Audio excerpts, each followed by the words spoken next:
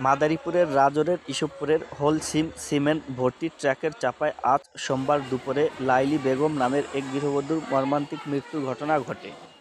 জানা যায়, Holcim cement ভর্তি একটি ট্রাক রাজর থেকে শ্রীনদী যাচ্ছিলেন। ট্রাকটি ইসবপুর ব্রিজের উপর উঠলে গাড়ি উঠতে না পেরে পিছনে আসেন। পিছনে শ্রীনদীগামী একটি ইজিবাইকের চাপা দেয়।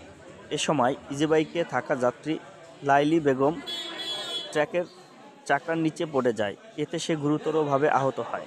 আহত অবস্থায় তাকে রাজুর হসপিটালে আনা হলে কর্তব্যরত চিকিৎসক তাকে মৃত ঘোষণা করেন। লাইলি বেগম শাখারপাড় গ্রামের জয়নাল এর স্ত্রী। রাজুর থানার ওসি তদন্ত হরিদাস রায় জানান, ট্রাকটি সাধারণ জনগণ আটক করেছেন। এ বিষয়ে আইনগত ব্যবস্থা নেওয়া হবে।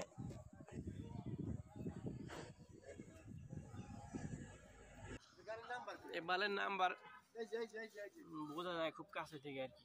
110277 ঢাকা মেট্রো ডন আছে।